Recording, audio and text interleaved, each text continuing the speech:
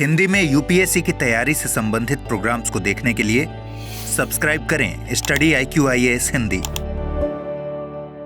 नमस्कार, study IQ IAS Hindi में आप सभी लोगों का बहुत बहुत स्वागत है। मैं हूं वीरत दुबे, एक बार फिर से आपके समक्ष हाजिर हुआ हूं। दोस्तों, अभी एक न्यूज़ आज चर्चा में चल रही है और उस न्यूज़ की तो उतनी इम्पोर्टेंस मैं यहाँ पर लेकर के नहीं चल रहा हूँ, बट उसके मार्फत एक विशेष टर्म जो है वो भी क्वाइंड है और वो बहुत चर्चा में रहता है, जो कि आपके यूपीएससी के एग्जाम पॉइंट ऑफ व्यू से बहुत इंपॉर्टेंट हो सकता है। तो हम उस विषय पे चर्चा करने आए हैं। तो खबर क्या है उसके ऊपर चर्चा करेंगे, लेकिन खबर में हमें क्या पढ़ना है उस पर हम आपको पहले चर्चा करके बता देते हैं। देखिए, आज जिस विषय पे हम चर्चा करने वाले हैं वो विषय है या वो टॉपिक जो है वो टॉपिक है न्यायिक या कोर्ट की जो अवमानना होती है उससे संबंधित। तो आज के इस टॉपिक में बहुत ही महत्वपूर्ण टॉपिक है जिसमें हम कोर्ट की अवमानना के बारे में जानेंगे कि ये क्या होता है, इसके प्रावधान और इसमें क्या सजा मिलती है, और इस सजा के अगेंस्ट में आप जो है यदि अगर आपके पास में कोई बचाव के मार्ग हैं तो क्या किस प्रकार के वो बचाव के मार्ग हो सकते हैं। तो उन दिशाओं में थोड़ी सी चर्चा करेंगे, लेकिन उससे पहले हम ये जानेंगे कि आखिर इस मुद्दे को या इस विषय को ऐसी करंट की कौन सी खबर चल रही है जिसपे इस जिससे जोड़ करके इसको देखा जा सकता है। क्योंकि करंट्स की जो न्यूज़ होती हैं उसमें जब इस तरीके के टर्म्स आते हैं तो वो आपके अंदर एक समझ विकसित करते हैं। तो हम उस मुद्दे को वहां से उठा करके अपने आप में अपने विषय के अनुसार उसको पढ़ सकते हैं।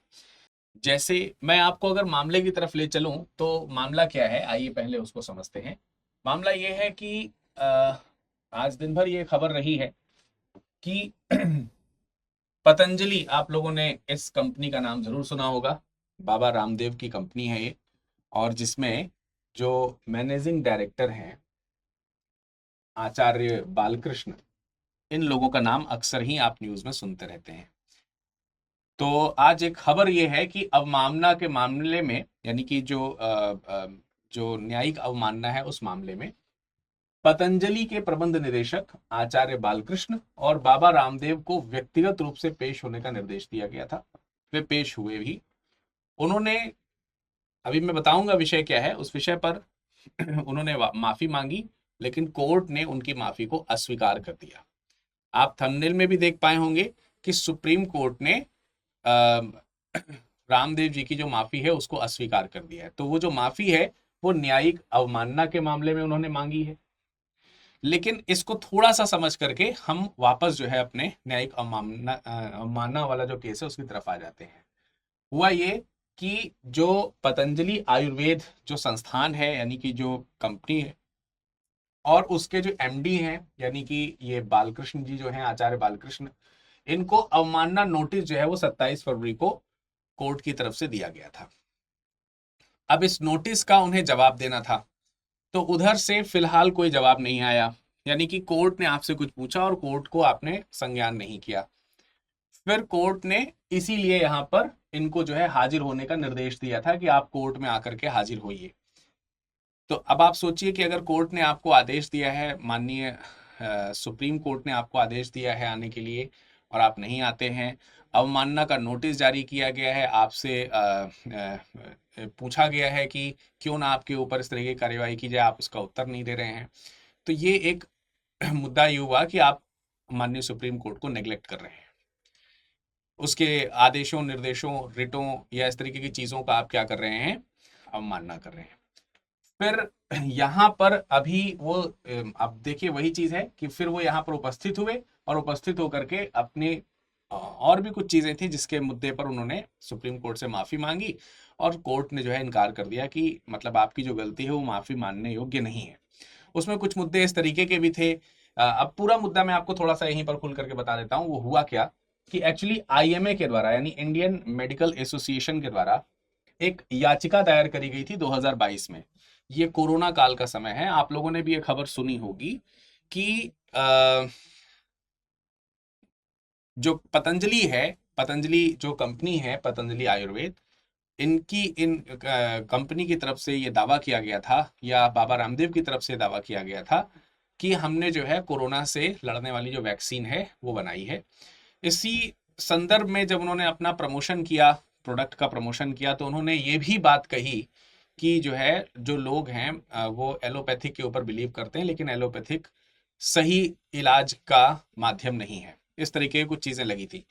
तो इंडियन मेडिकल एसोसिएशन के द्वारा इसी मुद्दे पर एक याचिका दायर करी गई थी कि ठीक है, आयुर्वेदिक एक चिकित्सा पद्धति है, किसी एक के द्वारा किसी दूसरी चिकित्सकीय पद्धति को, खास तौर से तब जब इस तरीके की सिचुएशन थी कि मतलब ये आपको तो मालूम ही है, कोरोना इतनी बड़ी बीमारी रही और इतना संकटग्रस्त समय रहा वो, और ऐसे समय में किसी एक चिकित्सा पद्धति को ही गलत ठहरा देना और दावा करना कि हमारे पास में मेडिसिन है, तो ये सब चीजें उचित कार्यवाही के तौर पर नहीं रही। इसके लिए यहाँ पर याचिका दायर की गई जिसपे सुनवाई हुई। तो ये जो प्रचार हुआ, इस प्रचार को बोला गया भ्रामक प्रचार। ये एक प्रकार से क्या है, ये भ्रामक प्रचार है, और सुप्रीम कोर्ट ने कहा कि आप इस तरीके के भ्रामक प्रचार नहीं करेंगे। और सुनवाई अभी कंटिन्यू चल ही रही थी, उस पर कोई फाइनल निर्णय नहीं आया था।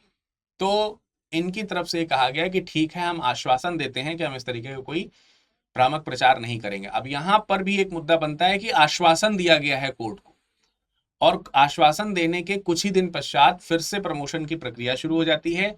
जो है कई जगहों पर या एक दो बार जो है रामदेव जी जिसको बोलते हैं जो प्रेस कॉन्फ्रेंस है, प्रेस कॉन्फ्रेंस भी करते हुए नजर आए हैं, जिस पर माननीय सुप्रीम कोर्ट ने आपत्ति दर्ज की कि आपने आश्वासन दिया था कोर्ट को, और कोर्ट ने आपकी बात मतलब आपके आश्वासन को स्वीकार किया, फिर भी आप आश्वासन को तोड़ रहे हैं, तो ये भी एक अवमानना का उदाहरण है। तो ये सब उदाहरणों के ऊपर चर्चा करेंगे, लेकिन हमें मामला पूरा बताना था तो मैंने आपको बता दिया।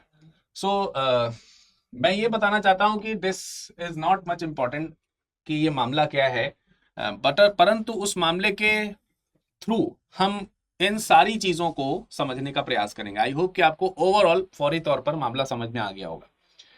उसी संदर्भ में आज कोर्ट पहुंचे थे, माफी मांगी थी, और माफी मांगने में भी जो हलफनामा इत्यादि देना था वो सब में भी उनके जो सीनियर वकील थे वो उनकी तरफ से प्रस्तुत हुए। जज उस पर भी गुस्सा हुए, उन्होंने कहा कि हमें आपसे थोड़ी नहीं माफी सुननी है, हमें तो जिनके खिलाफ हम मानना है, नोटिस है, उनसे माफी सुननी है। तो बोले कि वो बाहर हैं, वेट कर रहे हैं, आप कहिए तो अंदर बुलाएं। तो ये सब प्रोसीजर्स चले। बहरहाल आइए सीधे मुद्दे पे चलते हैं कि आखिर न्यायिक अवमानना क्या है। न्यायिक अवमानना का मतलब साधारण तरीके से पहले तो ये समझिए कि अवमानना का मतलब क्या होता है। अवमानना का मतलब है कि किसी भी मतलब कोई चीज कही गई है किसी सीनियर ने, जैसे आपके घर में होता है स्वाभाविक तौर से, आपके पिताजी ने आपसे कुछ कहा और आपने उसको इनकार कर दिया या अनसुना कर दिया या वादा किया कि ठीक है करेंगे लेकिन किया नहीं। ये तमाम सारी जो चीजें हैं ये अवमानना के अंतर्गत आती हैं, कंटेम्प्ट बोला जाता है इसको। अब यही अवमानना यदि अगर कोर्ट की जाए तो इसे हम बोलेंगे कोर्ट की अवमानना, यानी कंटेम्प्ट ऑफ कोर्ट। ठीक है, कंटेम्प्ट ऑफ कोर्ट। तो आपको मालूम है कि ये न्यायालय जो है ये बहुत ही इस मुद्दे पर अपना ध्यान आकर्षित करते ही हैं और करना भी चाहिए, क्योंकि अगर हम अपने देश की सर्वोच्च न्यायिक संस्था, और सर्वोच्च न्यायिक संस्था ही नहीं, कोई भी न्यायिक संस्था, न्यायिक संस्था हर मामले में ऊंची है। इन सब चीजों में यह भी कहा गया कि कानून जो है, आपकी संस्था कितनी भी बड़ी हो, कानून से बड़ी नहीं है, कानून सबसे ऊपर है, कानून सब सर्वोच्च है। तो जो चीज सर्वोच्च है उसका सम्मान तो बनता है। तो अवमानना को एक गैर सम्मानिक चीज मानी जाती है, और जो की चीज गैर सम्मानिक हो तो स्वाभाविक सी बात है उसमें सजा के प्रावधान होते हैं या फिर उस पर कहीं ना कहीं हमें ऑब्जेक्शन होता है। तो अब बात आती है कि जब अवमानना स्पष्ट हो गया कि भाई अवमानना क्या है, साधारण शब्दों में जब स्पष्ट हो गया, तो मन में यह विचार आता होगा कि आखिर इस अवमानना के लिए कानून कहां पर है, यानी कि इसके लिए क्या कोई एक्ट वगैरह है। हमेशा कोई ना कोई जो सजा होती है या चीजें होती हैं तो वो किसी कानून के तहत होती हैं। तो अवमानना के लिए जो कानून है वो कानून का नाम है न्यायिक अवमानना अधिनियम 1971। ठीक है, कंटेम्प्ट ऑफ कोर्ट एक्ट 1971, ये ध्यान रखना है। Contempt of court, contempt of court act 1971, ये एक्ट है जो कि ये बताता है, निर्देशित करता है या प्रावधानित करता है कि किस तरह का मामला है तो किस तरीके से उसको अवमानना का जो है वो केस चलाया जाएगा। यानी कि जो अवमानना का जो केस है, अवमानना का जो केस है उस केस के लिए ये मार्गदर्शक है। ये क्या है? मार्गदर्शक है कि आखिर मतलब कि किस तरीके की अवमानना है और किस तरीके से हमें मतलब प्रोसीजर्स जो है वो इसमें बताए गए हैं बेसिकली। तो जो प्रोसीजरिंग्स हैं, प्रोसीजरिंग्स किस तरीके की होनी चाहिए या क्या होंगी, वो सारी चीजें आपको इस एक्ट में देखने को मिलेंगी। पर आपको भी मालूम है एक्ट जो होते हैं वो कॉन्स्टिट्यूशन के बेस पर बनते हैं। हमारे यहाँ सबसे बड़ा जो कानून है भाई वो तो संविधान ही है, लेकिन हर चीज संविधान में कानून की तरह नहीं लिखी गई है। कुछ चीजें लिखी गई हैं, कुछ चीजें नहीं लिखी गई हैं। तो उसके आधार पर कुछ कानून बनाए जाते हैं, जैसे ये न्यायिक एक्ट बना दिया गया। तो क्या इसका कोई संवैधानिक स्रोत भी है? तो हम संवैधानिक स्रोत पे चर्चा करेंगे तो हमको 2-3 महत्वपूर्ण संवैधानिक स्रोत मिलेंगे, खास तौर से दो तो बिल्कुल मिलेंगे, 129 और 215, अनुच्छेद 129 और अनुच्छेद 215। मुद्दा यह है कि दोनों ही एक्ट के माध्यम से, दोनों ही एक्ट में, दोनों ही आर्टिकल्स में, सॉरी अनुच्छेद में, दोनों ही अनुच्छेदों में 129 हो चाहे 215 हो, दोनों में ही अभिलेख या अभिलेख न्यायालय की बात करी गई है, कोर्ट ऑफ रिकॉर्ड्स की बात करी गई है, कोर्ट ऑफ रिकॉर्ड्स की बात करी गई है। फिर आपके मन में विचार आ रहा होगा कि कोर्ट्स ऑफ रिकॉर्ड्स की बात करी गई है तो इससे अवमानना का क्या लेना देना है? इससे अवमानना का लेना देना यह है कि कोर्ट ऑफ रिकॉर्ड्स के तौर पर हम आर्टिकल 129 के माध्यम से सुप्रीम कोर्ट को और 215 के माध्यम से हाई कोर्ट्स को, हाई कोर्ट्स जो हैं स्टेट्स के, उनको जो है कोर्ट ऑफ रिकॉर्ड के तौर पर माना जाता है। इसको साधारण भाषा में अगर समझा जाए तो यह है कि इनकी तरफ से जो निर्णय दिए जाते हैं, इनके निर्णय को रिकॉर्ड के तौर पर रखा जाता है और वो एक प्रकार से आगे की अगर उस तरीके की कोई प्रोसीडिंग्स आती है तो उसमें एक उदाहरण की तरह कार्य करते हैं, एक नियम की तरह कार्य करते हैं। और ये तब तक नहीं तब तक इनकी स्थिति रहती है, कंटिन्यूशन में रहते हैं, जब तक कि उसी संदर्भ में कोई नई सुनवाई होकर के उसे अमेंड ना कर दिया गया हो या रिप्लेस इत्यादि ना कर दिया गया हो। सो मान लेते हैं कि कोई एक निर्णय दिया गया, कोई निर्णय जो है दे दिया गया सुप्रीम कोर्ट के द्वारा, तो अब अपने आप में ये कानून हो गया, ये कोर्ट ऑफ रिकॉर्ड हो गया। तो ये तब तक बना रहेगा जब तक कि हो सकता है कि आगे चल करके सुप्रीम कोर्ट खुद ही जो है अपने इस निर्णय पर फिर से सुनवाई करे और इस पर कुछ संशोधन करे या इसे रिप्लेस कर दे, इसे हटा दे, या जो भी मतलब चीजें हैं वो करे, तो तब तक इसकी वैलिडिटी रहेगी।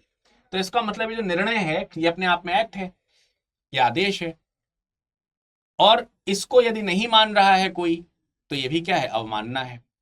बात समझ में आ रहा है कि नहीं आ रहा है? इसलिए कोर्ट ऑफ रिकॉर्ड जो है वो अभिलेख न्यायालय जो है उनको कोर्ट ऑफ रिकॉर्ड कहा गया है। और ये जो कोर्ट ऑफ रिकॉर्ड हैं ये आपके सुप्रीम कोर्ट और हाई कोर्ट हैं 129 और 215 के माध्यम से। और जब ये कोई आदेश जारी करते हैं और उसको कोई नहीं मानता है तो फिर कंटेम्प्ट ऑफ कोर्ट उसको माना जाता है। ठीक है। आर्टिकल 142 में सुप्रीम कोर्ट इसमें किस प्रकार के दंड के प्रावधान कर सकता है उसके बारे में वर्णित किया गया है। 215 में भी हाई कोर्ट्स के बारे में सुप्रीम अवमानना और उसके दंड के सजा, दंड के प्रावधान इत्यादि जो है उसके बारे में डिस्कशन है। तो अगर हमें रेफरेंस ये देना हो कि जो कोर्ट की अवमानना का संवैधानिक रेफरेंस है तो वो ये आर्टिकल्स हो सकते हैं 129, 142 खंड 2 और 215। और जो एक्ट है वो कौन सा है? न्यायिक अवमानना अधिनियम 1971, ये एक्ट है। तो आई होप कि यहां तक भी पॉइंट आपको समझ में आ गया होगा। समझ में आ रहा है तो कमेंट सेक्शन में आप कमेंट में लिखते चलिए ये समझ में आ रहा है, ठीक है। और आपके मन में अगर कोई प्रश्न उठे तो लास्ट में आप कमेंट सेक्शन में हमसे पूछ सकते हैं, तो हम उसका रिप्लाई जो है वो करेंगे। अब ये तो बात यहां पर ये हो गई कि अवमानना जो है वो इस आधार पर, तो आप देखेंगे फौरी तौर पर तो आपको क्या लगेगा कि यार सुप्रीम कोर्ट और हाई कोर्ट तो कोर्ट ऑफ रिकॉर्ड्स हैं, इनकी बात नहीं मानी गई तो न्यायिक अवमानना हो गई, अदालती अवमानना हो गई। लेकिन क्या हमारे पास में यही दो प्रकार की अदालतें हैं? अदालतें तो और भी हैं, निचली अदालतें भी तो हैं, ठीक है। तो अब बात आता है कि निचली जो अदालतें हैं उनके लिए क्या, अगर उनकी अवमानना होती है तो क्या, अगर उनकी अवमानना होगी तो क्या होगा? तो इनकी अवमानना से संबंधित जो चीजें हैं वो, उसके लिए जो एक्ट आपको यहां पर लिखाया गया है, यही वाला जो एक्ट है न्यायिक अवमानना अधिनियम 1971 जो है, ये कंटेम्प्ट ऑफ कोर्ट एक्ट जो 1971 है, इसके सेक्शन 15 और 14, इन दो सेक्शंस में इसके बारे में आपको जानकारी मिलती है। जैसे सेक्शन 15 जो है वो ये बताता है कि जो निचली अदालतें हैं, निचली जो अदालतें हैं, उन निचली अदालतों की अवमानना भी अवमानना मानी जाएगी। और देखिए मजे की बात तो ये है कि जो ये मैंने आपको ये आज जो केस बताया ना, इसमें माननीय सुप्रीम कोर्ट ने ये भी कहा कि आपने सुप्रीम कोर्ट की अवमानना करी है। और फिर मुद्दा ये नहीं है कि चाहे वह सुप्रीम कोर्ट हो या लोअर कोर्ट हो, किसी भी देश का कोई भी कानून आपकी संस्था से ऊपर है और किसी भी कोर्ट की अवमानना अवमानना ही है। लेकिन एक बात यह है कि यहां से पावर्स जनरेट होती हैं हाई कोर्ट्स और सुप्रीम कोर्ट्स के पास कि इसके लिए केस कर सकती हैं, वो इसके लिए नोटिस जारी कर सकती हैं, इसके लिए दंड का प्रावधान कर सकती हैं, जो कि निचली अदालतों के पास में नहीं है। तो निचली अदालतों की अवमानना होती है और उसके लिए भी उसी तरीके की प्रोसीजर्स हो सकती है, लेकिन उसके लिए जो कदम उठाएगा वो हाई कोर्ट उठाएगा या फिर सुप्रीम कोर्ट भी उठा सकता है। हाई कोर्ट उठाते हैं बेसिकली जनरली। अब इसके लिए जो प्रोसीजर है उसमें एक स्टेप आपको आर्टिकल 50 सेक्शन 15 में देखने को मिलेगा कि अगर इस तरीके की कोई बात होती है कि किसी व्यक्ति ने या किसी संस्था ने स्थानीय जो निचली जो अदालतें हैं, भाई कोई भी निचली अदालत हो सकती है, सेशन कोर्ट हो सकते हैं या कुछ भी मतलब डिस्ट्रिक्ट कोर्ट्स वगैरह हैं ना, तो कोई भी इस तरीके की आपकी जो अदालतें हैं, कोई ट्रिब्यूनल हो सकता है वगैरह, तो उसकी अवमानना के केस में राज्य के जो कानून अधिवक्ता होते हैं, वो कानून अधिवक्ता इस मामले को हाई कोर्ट में लेकर के जाते हैं और हाई कोर्ट इस मामले में फिर नोटिस जारी करता है। ये सेक्शन 15 के तहत होता है। तो इसका मतलब ये हो गया कि न्यायिक अवमानना न सिर्फ सुप्रीम कोर्ट और हाई कोर्ट के केस में बल्कि अन्य निचली अदालतों के केस में भी हो सकती है। तो ये इसीलिए है क्योंकि किसी भी प्रकार की विधि, भारत में विधि सर्वोच्च है, विधि ऊपर है, सर्वोच्च संविधान है और उसी से ही, अब उस संविधान ही तो मूल स्रोत है ना, उसी से हमारे पास में विधायी शक्तियां, न्यायिक शक्तियां सब आती हैं। तो वो सब सर्वोच्चता की श्रेणी में और फिर बाकी सारी चीजें नीचे की ओर है। तो आई होप कि आपको ये वाला पॉइंट भी समझ में आ गया होगा। अब आपके मन में प्रश्न उठ रहा होगा कि न्यायिक अवमानना का मतलब तो समझ में आ गया, लेकिन न्यायिक अवमानना के क्या क्या प्रकार हो सकते हैं, किन किन प्रकार की न्यायिक अवमानना हो सकती है। तो आइए न्यायिक अवमानना के प्रकार के ऊपर एक बार नजर डालते हैं। कंटेम्प्ट ऑफ कोर्ट एक्ट 1971 के सेक्शन 2 क्लॉज ए या 2A के तहत दो प्रकार की अवमाननाएं हो सकती हैं। बेसिकली दो प्रकार की अवमाननाएं कौन कौन सी हैं? एक तो सिविल है और एक आपराधिक, जिसको हम क्रिमिनल भी बोलते हैं, क्रिमिनल, ठीक है, या आप इसे दीवानी या फौजदारी भी कह सकते हैं, दीवानी या फौजदारी। तो जनरली जो टर्म चलता है वो सिविल और क्रिमिनल के नाम से चलता है, अवमानना के नाम से चलता है, कंटेम्प्ट के नाम से चलता है। तो सिविल कंटेम्प्ट है और क्रिमिनल कंटेम्प्ट है। दोनों में अंतर है, दोनों ही प्रकार हैं कंटेम्प्ट के, लेकिन दोनों में अंतर है। क्या अंतर है, आइए एक बार दृष्टिगोचर करते हैं इस अंतर को। सिविल अवमानना में क्या है? सिविल अवमानना को न्यायालय के किसी भी फैसले, डिक्री, निर्देश, आदेश, रिट या अन्य प्रक्रियाओं की जानबूझकर अवज्ञा या किसी को दिए गए वचन का जानबूझकर उल्लंघन के रूप में परिभाषित किया जाता है।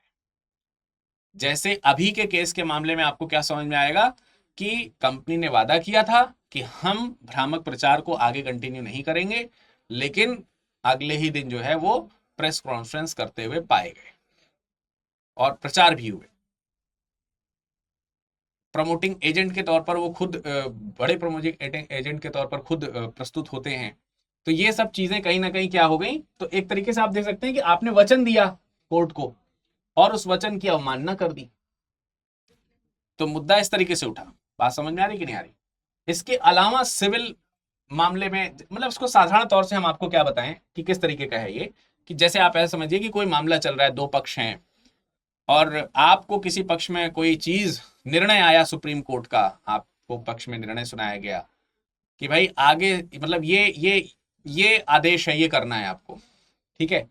तो सुप्रीम कोर्ट ने क्या कर दिया है, कोई आदेश दे दिया है या कोई रिट जारी कर दी है या कोई निर्देश दिया है कि ऐसा करना चाहिए या कोई डिक्री या कोई फैसला सुना दिया है, और अब आपने उस फैसले को क्या किया है, नजरअंदाज कर दिया, नजरअंदाज किया या फिर नहीं माना, नहीं माना। ठीक है, जानबूझकर, ये चीज आपको ध्यान रखनी है, इसमें एक शब्द है जानबूझकर, विलिंगली, यानी कि जानबूझकर अगर आप ऐसा कर रहे हैं। कई बार ये चीज जानबूझकर नहीं होती, अवमानना कई बार हमेशा जानबूझकर हो, ये कोई जरूरी नहीं है। तो ये प्रदर्शित करना होगा या प्रदर्शित होना होगा कि ये चीज आपने जानबूझ करके करी है, और जब आपके ऊपर ये आरोप लगेगा तो आपको साबित करना होगा कि हमने ये जानबूझ करके नहीं करी है, या फिर दूसरे भी प्रावधान है, तो हम बाद में चर्चा करेंगे उसके ऊपर। लेकिन आपको ये समझ में आना चाहिए कि ये चीज तभी लागू होगी जब आपने ये चीज, ये जो है जानबूझ कर करी, यानी सिविल अवमानना इन मुद्दों पर जब आप नजरअंदाज करते हुए दिखाई देते हैं या मना करते हुए दिखाई देते हैं, तो उसको बोला जाता है। तो ये सिविल अवमानना है। सिविल अवमानना के अलावा दूसरा कौन सा है, आपराधिक अवमानना है। आपराधिक अवमानना क्या होती है, आपराधिक अवमानना को किसी भी मामले के प्रकाशन, किसी भी मामले के प्रकाशन, चाहे शब्दों के द्वारा हो या बोले गए या लिखित या संकेतों द्वारा या दृश्य प्रतिनिधि द्वारा या अन्यथा के रूप में परिभाषित किया गया है। इसको साधारण शब्दों में ऐसे समझिए कि ये अवमानना ऐसी अवमानना है जिसमें कोर्ट ने आपको कोई आदेश नहीं दिया है या कोई कहा नहीं है कि ये चीज करना है या ये नहीं करना है, या ठीक है तुमने कहा है तो अब ये करके दिखाओ, अब ऐसी कोई चीज नहीं हुई है। बट आपने कुछ ऐसा कर दिया या कुछ ऐसा कह दिया या कुछ ऐसा प्रकाशित कर दिया, कोई डीड्स आपके ऐसे हैं जिससे माननीय न्यायालय जो हैं उनकी साख पर बट्टा लग रहा है, या न्यायिक जो भी उसके जो उस न्यायिक बिजनेस में जुड़े हुए जो लोग हैं, जैसे आप मान लेते हैं कि जज साहब ही हैं, तो आपने किसी जज को ये बोल दिया कि ये उनके खिलाफ कुछ बोल दिया उस तरीके का जो उनके ऊपर उनको हानि पहुंचाता हो, तो वो बदनामी करता हो कोर्ट की, जिससे बदनामी हो रही हो, कोर्ट का जो रेपुटेशन है वो डाउन हो रहा हो, कुछ इस तरीके की कोई कृत्य अगर आपने कर दिया है तो that will comes under criminal contempt. ठीक है, वो किसके अंतर्गत आएगा, आपराधिक मामलों के अंतर्गत आएगा। जैसे मान लेते कोई प्रकाशन ही आपने कर दिया, अब वो प्रकाशन शब्दों के रूप में भी हो सकता है, कुछ कह दिया आपने, लिख करके दे दिया, कोई संकेत ऐसे कर दिए हैं, तो ये सारी चीजें, ठीक है, तो ये आ जाती है किसमें, आपराधिक मामलों में। और उसकी भी 3 कैटेगरीज हो सकती हैं, तीनों अलग अलग तरीके से आइए समझते हैं। जैसे लिखा है, किसी न्यायालय को बदनाम करना या बदनाम करने की प्रवृत्ति रखना या उसके अधिकार को कम करना या कम करने की प्रवृत्ति रखना, यानी आपने इन सब मामलों से कुछ ऐसा कर दिया जिससे जो न्यायालय है वो बदनाम हो रहा है, या फिर न्यायालय का कुछ मतलब उसकी बदनामी हो रही है, या जो उसका अधिकार है उसके न्यायालय के अधिकार में किसी न प्रकार की कमी आ रही है। ऐसा कुछ अगर आपने किया है या प्रकाशित किया या कहा है तो वो आपराधिक मामलों के अंतर्गत आएगी। किसी भी न्यायिक कार्यवाही के उचित पाठ्यक्रम में पूर्वाग्रह या हस्तक्षेप करना या हस्तक्षेप करने की प्रवृत्ति रखना, इसको साधारण शब्दों में ऐसा कह सकते हैं कि आप कोई ऐसा काम कर रहे हो, ये तो बदनामी वाली बात हो गई, या फिर दूसरे शब्दों में दूसरा पॉइंट ये हो सकता है कि आपने कुछ ऐसा किया जिससे जो न्यायिक कार्य जो कर रहा है, न्यायिक कार्यों में बाधा आ रही है, यानी कोर्ट अपना काम सही से ना कर पाए, कुछ ऐसी चीज करना जिससे कोर्ट के काम में बाधा है। सपोज दैट, जैसे मान लेते हैं कि कोई मीडिया है, ठीक है, मान लेते हैं कोई मीडिया है और मीडिया ने इस तरीके का चीजें प्रकाशित करना शुरू कर दिया जिससे जनता इतनी प्रभावित हो रही है कि कोर्ट के ऊपर दबाव जा रहा है कि वो सही निर्णय करेगा, तो जनता जो है बहुत मतलब इसकी बातों का इतना प्रभाव जनता के ऊपर हो गया है कि हो सकता है कि कोर्ट के ऊपर ये दबाव बन जाए कि उसे किसी एक पक्ष की तरफ झुकना पड़े। तो ये तो मतलब कोर्ट के ऊपर दबाव डालना ये भी अपने आप में क्या है, और दबाव डायरेक्टली नहीं डाल रहे हैं आप, मतलब किसी ऐसी प्रवृत्ति रख रहे हैं, ऐसी इस प्रकार से इंटरफेयर कर रहे हैं न्यायालय के कार्य में कि वो अपनी जो जुडिशरी वर्क है वो उसमें मतलब जो है इंटरफेयर हो रहा है। तो ये एक मुद्दा है। तीसरा, किसी अन्य तरीके से न्याय प्रशासन में हस्तक्षेप करता है या हस्तक्षेप करने की प्रवृत्ति रखता है या बाधा डालता है, बाधा डालने की प्रवृत्ति रखता है, तो ये भी आपका जो है अवमानना के अंतर्गत आता है। जैसे मान लेते हैं कि किसी केस में आप किसी जज को ही आप जा रहे हैं, उसको बोल रहे हैं कि हमारे पक्ष में कर दो, कुछ लेन देन हो जाए, क्या है ना, नहीं किसी तरीके से आप न्यायालय को अपनी तरफ करने का प्रयास कर रहे हैं, कुछ भी दूसरा तरीका, मतलब कोई भी इन दोनों के अलावा कोई भी दूसरा तरीका हो सकता है, तो वो अन्य तरीके, या कोर्ट भी डिसाइड कर सकता है कि यार ये किसी अन्य में अन्य मामला क्या है, वो अन्य मामला कोर्ट डिसाइड करके आपके ऊपर तीसरे तरीके की चीजों को लगा करके आपराधिक मामले अवमानना जो है उसको रेखांकित कर सकता है आपके लिए। तो बेसिकली हमारे पास में दो प्रकार की अवमाननाएं हैं। कौन कौन सी हैं? सिविल है और आपराधिक है। ठीक है, सिविल में सिंपली कोर्ट ने कोई आदेश दिया, आपने नहीं माना, आपने कोई कोर्ट से वादा किया था, वो वादा पूरा नहीं किया। ठीक है, यहां पर केस की कोई बात नहीं है, हो सकता है आप केस के पक्षकार भी ना हो, तब भी आपकी किसी प्रकार के कृत्य से कोर्ट की जो है सामान्य कार्य प्रणाली में बाधा आ रही है या फिर कोर्ट का अपमान हो रहा है, तो उसको हम लोग बोलेंगे आपराधिक मामला। तो अब ये सारी चीजें जब होंगी, और ये सारी चीजें जब होंगी तो आपके पास नोटिस जाएगा, उस नोटिस का आपको जवाब देना होगा। आप जवाब देंगे तो स्वाभाविक सी बात है कि उसमें आपको साबित करना होगा, नहीं साबित कर पाएंगे तो क्या होगा? सजा होगी।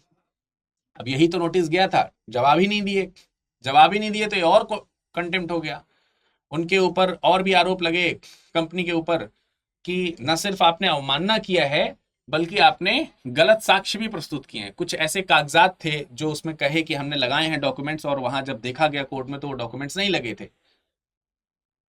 तो ये कहा गया कि आपने गवाह जो है उससे छेड़छाड़ करी है, जो साक्ष्य जाने चाहिए थे उससे छेड़छाड़ करी है, तो इसका भी हम आपके ऊपर चार्जेस लगाएंगे। तो ये तो एक अलग मैटर हो गया, लेकिन हम तो किस मुद्दे पर रह रहे हैं? हम रह रहे हैं अवमानना के मुद्दे पे। तो अब ना अवमानना के मुद्दे में सजा क्या है? तो ये सजा के जो प्रावधान है वो एक्ट की धारा 12 में लिखे हैं, अवमानना अधिनियम की धारा 12 में, सेक्शन 12 में इसके बारे में लिखा गया है। तो अब अगर हम व्यक्ति के बारे में इसको देखें तो व्यक्ति के बारे में इसमें सजा किस प्रकार की है? इसमें यह कहा गया है कि अगर अवमानना के मुद्दे में सजा का प्रावधान अगर होता है तो किसी व्यक्ति को अधिकतम 6 माह की सजा हो सकती है, सामान्य कारावास,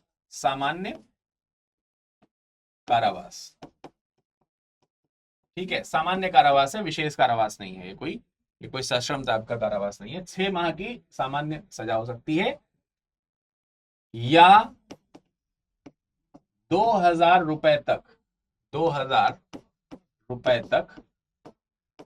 का अर्थदंड हो सकता है। अर्थदंड का मतलब वही जुर्माना, फाइन जिसको कह सकते हैं आप, वो फाइन हो सकता है, या उपरोक्त दोनों।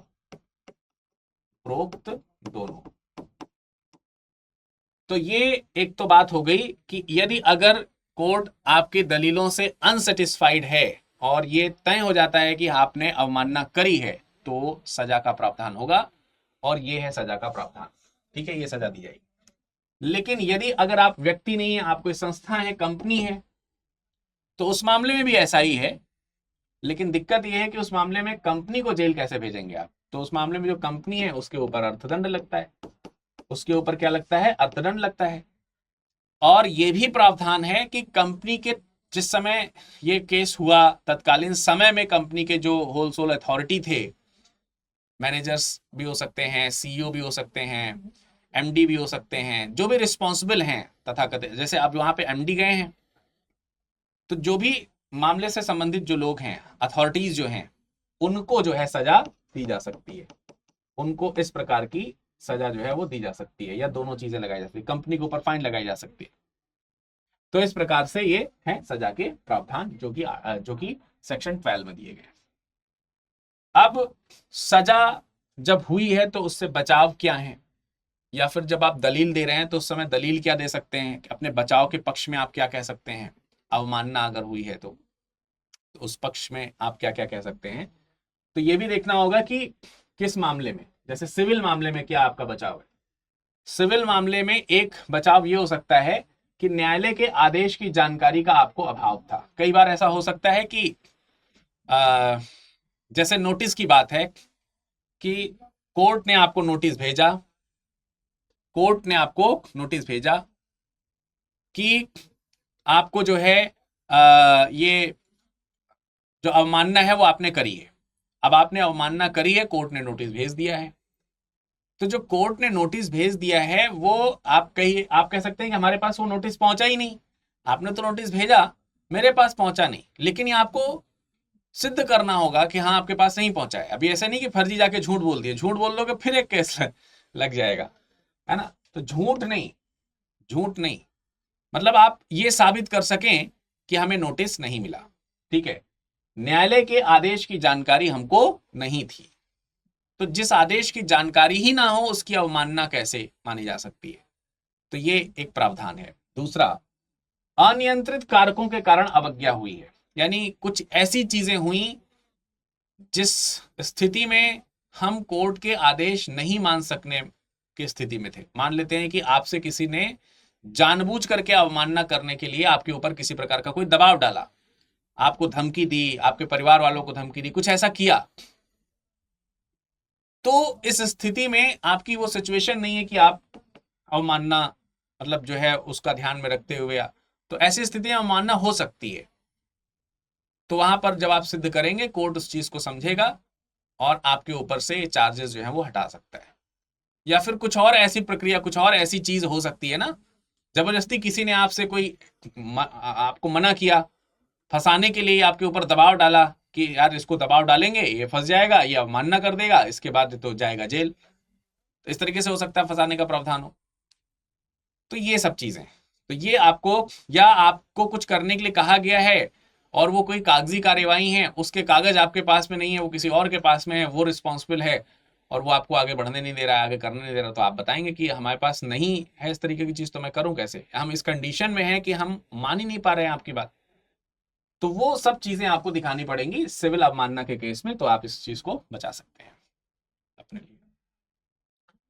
आपराधिक अवमानना के केस में क्या होगा? आपराधिक अवमानना के केस में दो धाराएं दी गई हैं, धारा 3 और धारा 4। इन दो धाराओं के आधार पर आप अपने आप को साबित कर सकते हैं कि हम अपना बचाव का पक्ष रख रहे हैं। आपराधिक अवमानना में क्या है कि आपने कुछ ऐसा काम किया है जिससे जो है न्यायालय जो है उसका इमेज जो है वो गिर रहा है। तो आपने कोर्ट पर कुछ अटैक किया है, जज पर कुछ अटैक किया, कुछ इस तरीके की चीजें करी हैं।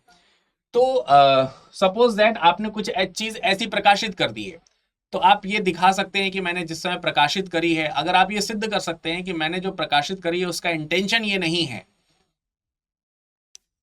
तो जिसकी मैं कोर्ट की अवमानना कर रहा हूं, या कोर्ट को कटघरे में खड़ा करना चाह रहा हूं, या कोर्ट के जो अथॉरिटी है उसको रिड्यूस करना चाह रहा हूं, अगर आप ये साबित कर पाए, ये बता पाए कि आपका जो आर्टिकल है या आपकी कही जो बात है, जो आपने जो प्रकाशित की हैं चीजें, वो इस स्थिति की नहीं है, या कि जिस समय ये मामला चल रहा था हमने तो उससे पहले इस चीज को प्रकाशित किया था, इसका उससे कोई लेना देना नहीं था, बाद में उस चीज को जोड़ा गया।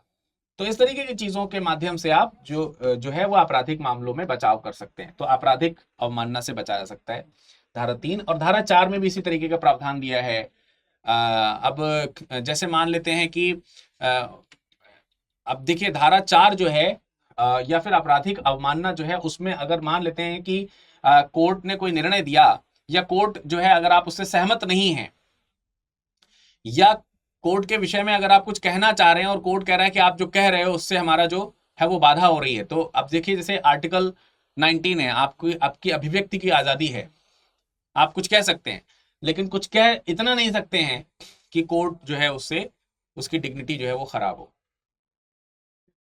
तो ये आपको साबित करना होगा। मतलब कहने का ये है कि इस पक्ष में जो कोर्ट है उससे आप एक परिपक्व तरीके का जैसे हम मान सकते हैं कि हमारा जो फैसला आया हम उस फैसले से संतुष्ट नहीं है, लेकिन संतुष्टि के लिए आपको कहना क्या है, शैली क्या है उसकी? शैली मान लेते हैं इस तरीके की है, पता नहीं कैसा जज था, क्या दे दिया डिसीजन जो है, अकल ही नहीं है उसे, तमीज ही नहीं है उसे। तो ये कोई तरीका नहीं है। ये तो आप कोर्ट के ऊपर उसकी जो गरिमा है उसके ऊपर क्वेश्चन कर रहे हैं एक तो, और उसकी जो कैपेबिलिटी है उसके ऊपर क्वेश्चन कर रहे हैं। फिर मुद्दा आता है क्या कैपेबिलिटी के ऊपर क्वेश्चन नहीं किया सकता है? ठीक है, करिए, लेकिन ये तरीका नहीं है। तरीका दूसरे हो सकते हैं, जैसे आप ये बता सकते हैं कि इससे बेहतर एक निर्णय इस तरीके का भी दिया जा सकता था, माननीय न्यायालय अगर इस तरीके का निर्णय देती तो शायद उसका इम्पैक्ट कुछ ऐसा होता। तो अब ये सजेस्टिव फॉर्म में हो गया, ना कि एग्रेसिव फॉर्म में हुआ। अब अगर आप एग्रेसिव फॉर्म में कर रहे हैं, सजेस्टिव फॉर्म में कर रहे हैं, देन जो सेक्शन 4 है वो आपका कहीं ना कहीं बचाव कर लेगा। और एग्रेसिव फॉर्म में कर रहे हैं तो फिर नहीं बचाव कर पाएगा। सो ये कुछ बचाव के तरीके। अब अंत में हम चर्चा कर लेते हैं कि जो कोर्ट की अवमानना है, क्या उसकी कुछ आलोचनाएं भी हैं। एक दो दृष्टि से आलोचना हो सकती है। जैसे हमारे पास में आर्टिकल 19(1)(a क्या है? आर्टिकल 19(1)(a) अनुच्छेद 19(1) का, इसमें अभिव्यक्ति की आजादी है ना? अभिव्यक्ति की आजादी, इसको आप लोग बोलते हैं भाव एवं अभिव्यक्ति की स्वतंत्रता। अब आपकी अभिव्यक्ति ये कह रही है कि हम कोर्ट से सहमत नहीं है, या कोई ऐसा मुद्दा है जिसपे आप कुछ कहना चाह रहे हैं, कोर्ट ने डिसीजन दिया है उस डिसीजन के अगेंस्ट कुछ कहना चाह रहे हैं, तो वहां पर ये आमने सामने होता हुआ नजर आ जाता है कि आर्टिकल, ये वाला जो आपका अधिकार है, जो फंडामेंटल राइट आपको यहां से मिला है, ये फंडामेंटल राइट कोर्ट के अवमानना के विरुद्ध आकर के खड़ा हो जाता है। जो कोर्ट की अवमानना है, कोर्ट की जो अवमानना है उसके विरुद्ध आकर के खड़ा हो जाता है। तो इस तरीके की कुछ चीजें हैं, उस पर एक बार एक पुनर्विचार करने की जैसे जरूरत कभी कभी महसूस होती है। तो इस दृष्टिकोण से हम थोड़ी सी आलोचना करते हुए दिखते हैं।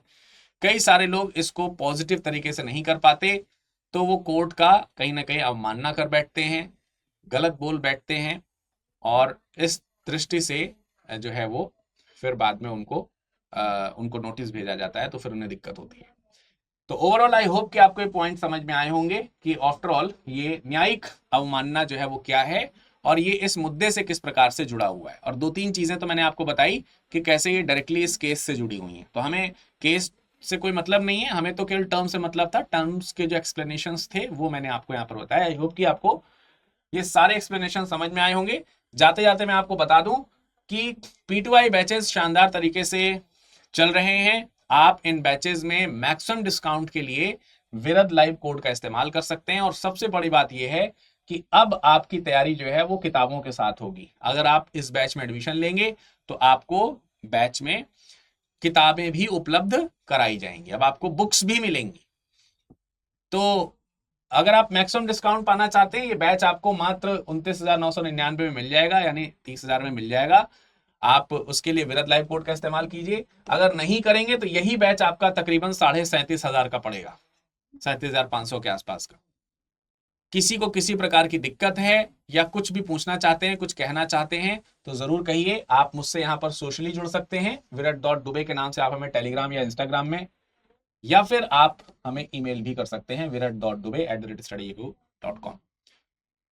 आज का जो टॉपिक हमने डिस्कशन किया है, इस टॉपिक पर आपकी क्या राय है, आपका क्या मानना है, कमेंट सेक्शन में सभी लोग पार्टिसिपेट जरूर करिएगा। अपना ख्याल रखिएगा। धन्यवाद। हिंदी में यूपीएससी की तैयारी से संबंधित प्रोग्राम्स को देखने के लिए सब्सक्राइब करें स्टडी IQ IAS हिंदी।